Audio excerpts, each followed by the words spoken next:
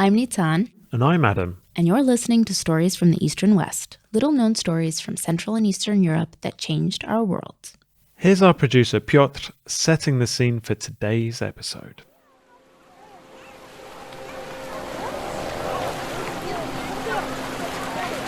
Imagine for a moment that it's the middle of summer, and you're standing on a large, crowded beach. Families of kids, old people, young people, all trying to catch a bit of sunshine before going for a swim. Now imagine that everyone around you is completely naked. The families of kids, the old and young people, all without a single piece of fabric covering their evenly tanned skins. Well, in East Germany during the 1970s and 80s, this sort of scene was not only completely normal, but you were more likely to find clothing-free beaches than clothed ones. East Germany, or officially the German Democratic Republic, or DDR in German, was known for having one of the most repressive regimes in the Eastern Bloc. But it was also the place where a movement called free body culture became so popular that it was impossible for the regime to stop it. Piotr travelled to Berlin to learn all about it. He'll be doing much of the narration for this episode as he takes us on his journey. But Adam and I will still pop in now and again. Coming up on Stories from the East and West. Zlín, Praha, Warszawa, Madrid, London, Paris, New York, Casablanca. Where you see a kind of totality of the human presence. Absolutely, absolutely. That is exactly. Tak jak my w życiu, nigdy do końca nie ma odpowiedzi i nie będzie. To jest Stories from the Eastern West. So how did nudism become so popular in East Germany in the first place? And how come it had seemingly died off? Well, I couldn't get the whole story sitting in our office in Warsaw, where I can assure you that everyone is fully clothed. I'd have to catch a train across the border to our western neighbour, the place where it all began.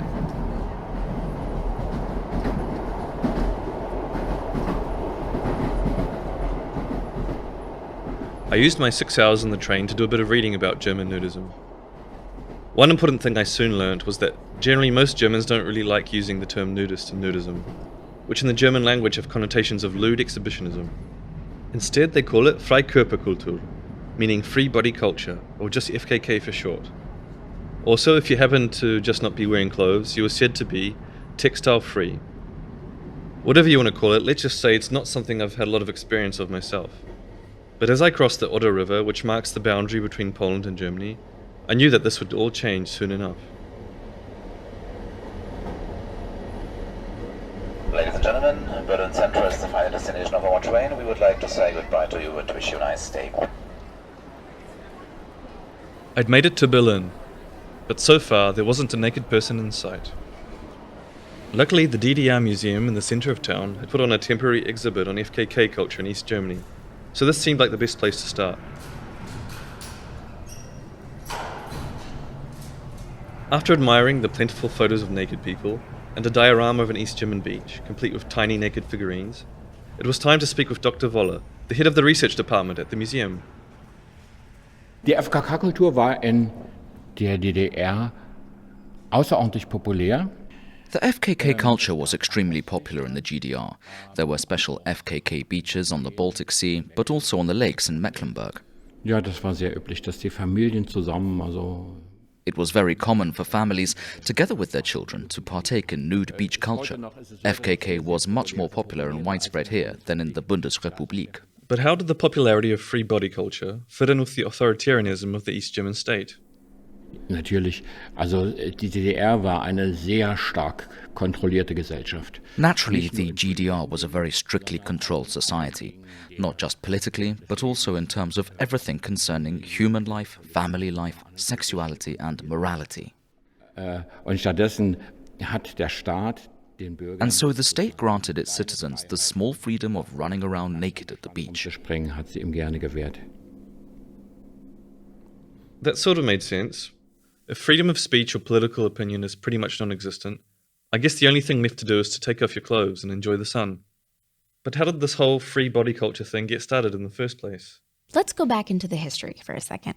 It turns out FKK actually goes back to the 19th century, but it really took off in the 1920s. This was the brief democratic and liberal era of the Weimar Republic. The German Empire had just fallen after its defeat in World War I, and in the bustling metropolis of Berlin, the golden age of cabaret was in full swing.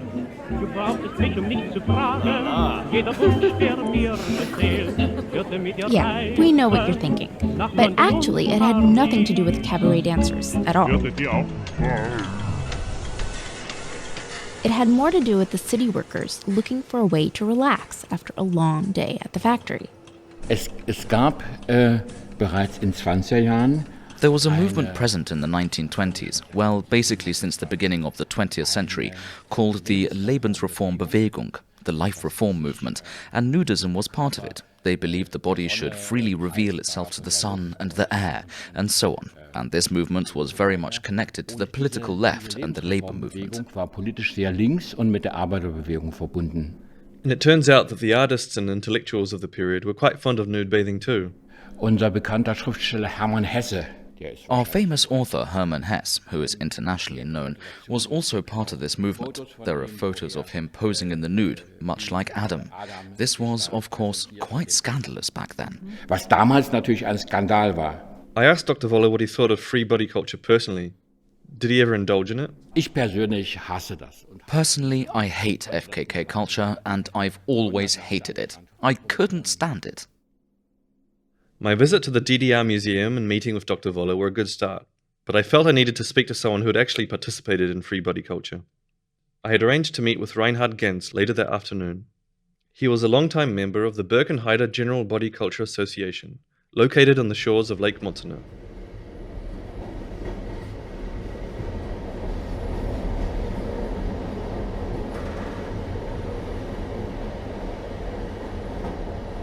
A 40-minute train ride and 15 minutes by car, and I was there.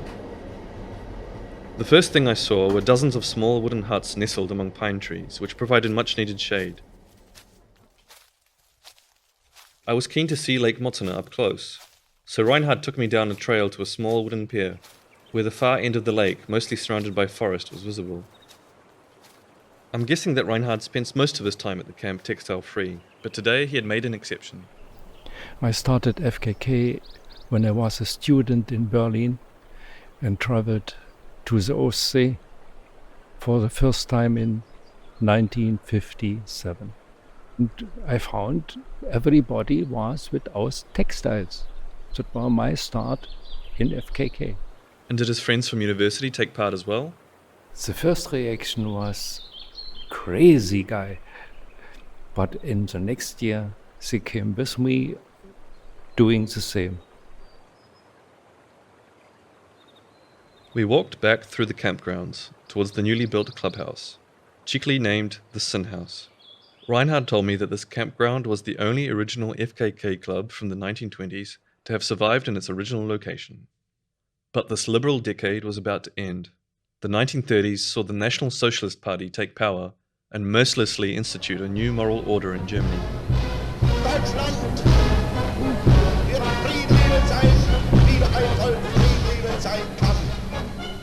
And since they didn't really like FKK very much, naked swimmers had to be a little bit more careful.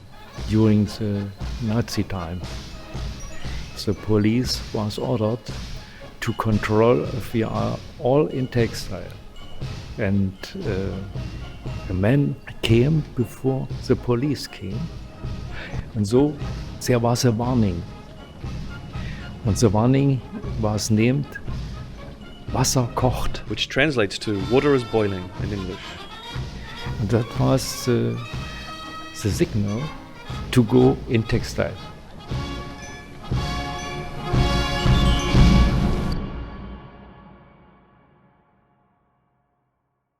And then, of course, came World War II.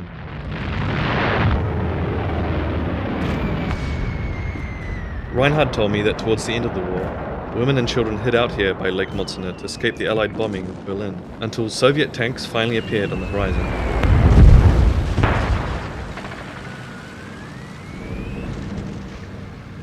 After the war, half of Germany was occupied by the Western Allied powers, and the other half by the Soviet Union. This was supposed to be a temporary division.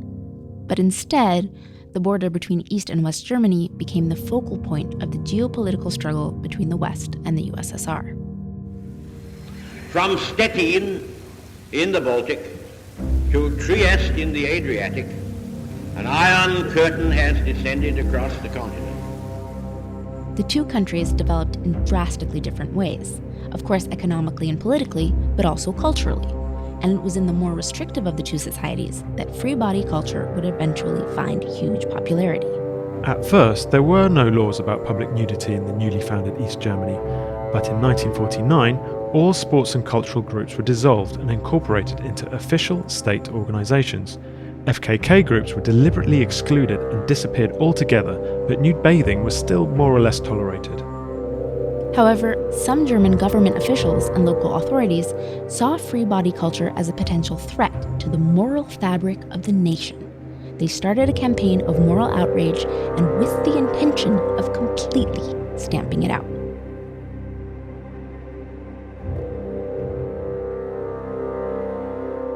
Nudists were portrayed as being immoral exhibitionists, with officials complaining about wild costume parties held on the Baltic coast every summer.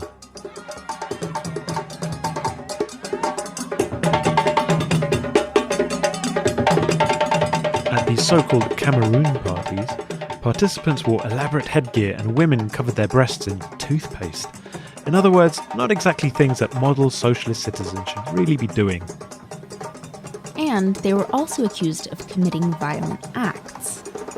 A police report from 1952 claimed that on the island of Rügen, groups of around 200 nudists were stopping clothed citizens, undressing them, and throwing them into the sea.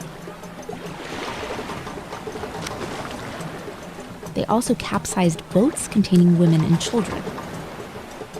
I asked Reinhard if he had heard these stories. The movement is full of jokes and many tales.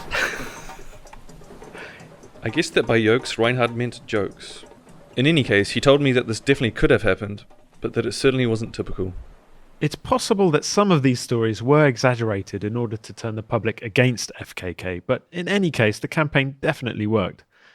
In 1954, the Interior Minister Willi Stoph declared that there would be a total ban on FKK in public places. Now, such a definitive official ban in the politically repressive GDR probably meant that people stopped swimming naked. Or so you would think. The Minister for Interior gave an order that FKK is forbidden. But it was ignored. The FKK community were appalled that their favourite pastime had been portrayed as immoral somehow. The reality was that they had their own strict guidelines for acceptable behaviour. For example, blatantly staring at others was definitely forbidden, and any kind of lewd behaviour or sexual exhibitionism was met with strong disapproval. Those breaking the rules were reprimanded or expelled from FKK areas. Bathing and enjoying the sun without clothes on was supposed to be a clean and healthy way to relax with friends and family. It was a way of life, and they were simply unwilling to give it up.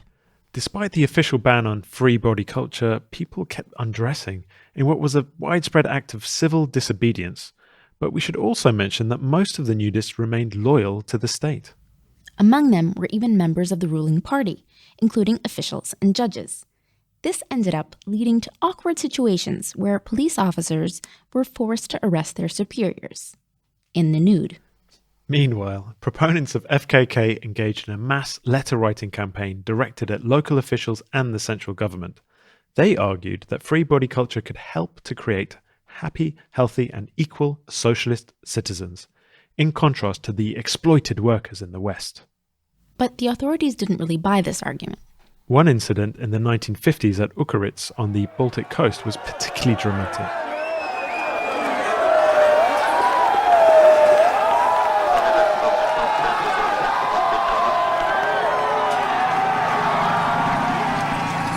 A group of 100 regular and border police stormed these sand dunes with truncheons, pistols, and machine guns on their backs, heading towards the giant sandcastles the nudists had built to shelter themselves from the wind.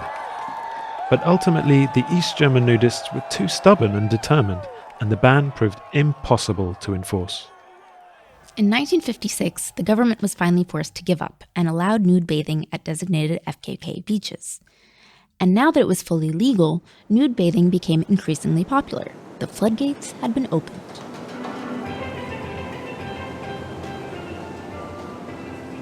It was growing fast, very fast. Thousands of people, they were looking for sun. Reinhard told me that the popularity of the FKK was partly due to the fact that in East Germany, just like in other countries behind the Iron Curtain, it was very difficult for ordinary citizens to get a passport. There was no way to go for a vacation to Italy or France or to Maldives. And so they had to try and get the most out of their own country. They had in this way a chance to do what they would like to do. But this huge growth in popularity created its own problems. There were now so many people wanting an FKK holiday that you had to book your spot in the designated areas way in advance. Many families ended up being turned away. And due to this constant lack of space, new FKK spots continued to open up along the coast. The communities had to decide to make parts of the coast for FKK, for textile and for the docks. The textile-free swimmers also had their own solution to this problem. Der Pfahl mit dem Schild. Reinhard told me that the pole with the sign that read "Only FKK" or "Only clothes" was moved farther and farther away. Der Polizist kam und stellte den Pfahl. A police officer would come and put the sign back in its old place, but then FKK friends would place it farther away again the next day. And so the FKK site would keep expanding, and this kept going back and forth. Und damit vergrößerte sich das FKK-Gebiet. Und das ging immer hin und her. Eventually, all this led to clothed and nude bathers sharing the same crowded seaside swimming spots. It became the norm. Nudity was tolerated pretty much everywhere, so being shy wasn't really an option if you wanted to spend a day at the beach. And FKK infiltrated popular culture too. It appeared in news reports and mainstream cinema. Even the state began to proclaim that the mass popularity of FKK was evidence of just how socially progressive the GDR was compared to its neighbour to the west. There were even billboards all over East Germany with naked families on them, all promoting a fun and healthy FKK vacation, an experience that West Germans and West Europeans weren't able to enjoy. The fact that FKK clubs were originally banned in East Germany is probably what ended up making FKK so popular. Many people were curious about this forbidden fruit, and after trying it for the first time, they just kept doing it. But as the 1980s came to a close, the days of free body culture being part of the mainstream were numbered. East Germany was about to undergo a much larger radical change. November 9th, 1989. At this moment, we are taking you live to the Brandenburg Gate and the Berlin Wall, where Good evening. These are the sights and sounds of the continuing celebration of Germans. Within hours of East Germany's decision to let its people go by opening the border to the west, the city erupted in a frenzy of celebration. East German border guards watched as jubilant crowds danced on the infamous Berlin Wall that's divided Europe for a generation. All night, thousands of Berliners from both east and west... The wall dividing east and west had finally fallen. And of course, it was only a matter of time until FKK became the most popular pastime in the newly reunited Federal German Republic. Okay, to be fair, that's not actually what happened. What actually happened was that West Germans started holidaying in the East in large numbers. But when they got there, let's just say they weren't too keen on seeing naked Easterners on the beaches they'd paid good money to visit. City councils and hotels, wanting to cash in on these new tourists from the West, were happy to oblige by gradually restricting FKK areas. It wasn't long before the once vast textile-free habitats of East Germany were reduced to a few select designated areas along the Baltic coast. No longer could you just go naked anywhere. Older East Germans continued with FKK to some extent, but their children found new ways of expressing themselves in the quickly changing popular culture. Being textile-free suddenly wasn't that cool anymore. Free body culture was being replaced by Nintendo and MTV. But despite these massive cultural changes, those who still live by it, like Reinhard, haven't lost any of their enthusiasm. It is a question to be free. You don't need textile for swimming. If it is warm enough, you go without textile. That's the beginning of a normal life here. During my visit to Berlin, I visited the Adolf Koch Family Sports Club, based in Kreuzberg, to talk to some FKK enthusiasts. One of them was Mark, who had just taken part in a textile-free workout session. Yeah, I also like to jump into about every lake or ocean I can find whenever I have the possibility to do that. So why weren't more people trying FKK these days? Maybe because there are too many smartphones around, people taking pictures. Smartphone cameras were definitely something that the citizens of East Germany didn't have to worry about. But still, I could see that free body culture remains far more popular in Germany than anywhere else in Europe. There are dedicated FKK zones in large city parks, like Berlin's famous Tiergarten, and Munich had recently opened 6 new areas within the city due to rising demand.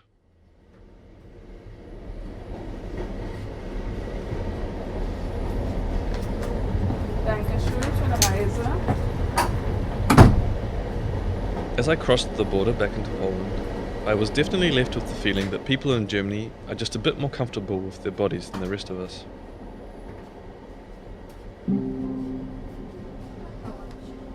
But it's not just Germans that are comfortable with taking their clothes off. For example, over the past 2 decades, the American photographer Spencer Tunick has been organising nude photo sessions involving thousands of people around the globe, from the Sydney Opera House to the Dead Sea. Also, earlier this year, 2,500 women in Ireland broke the world skinny dipping record to raise money for a children's cancer charity. Paris has also been stripping down barriers lately. The Palais de Tokyo Contemporary Art Museum became the city's first gallery to welcome naked visitors for a one-off naturists' day. The city even has a nudist zone in Bois de Vincennes and a new nudist restaurant. And London has an annual naked bike ride to protest the vulnerability of cyclists in the city's busy traffic. So maybe free body culture is making a bit of a comeback. Well, we'll just have to wait and see.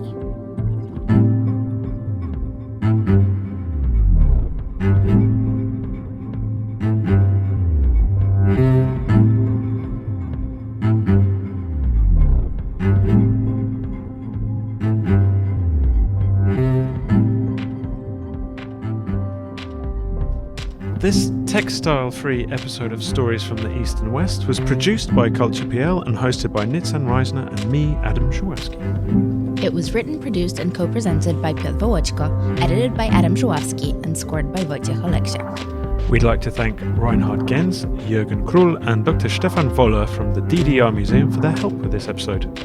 If you want to read more about FKK or just see a bunch of naked East Germans singing a Christmas carol on a beach, tap the show art in your app or go to sftew.com.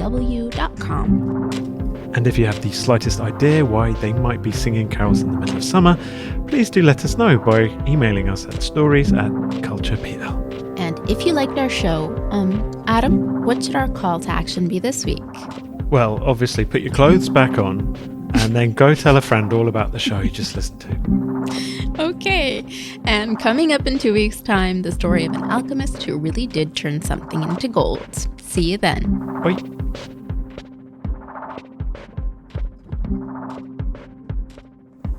I wanted to make a naked pun, but I got stuck.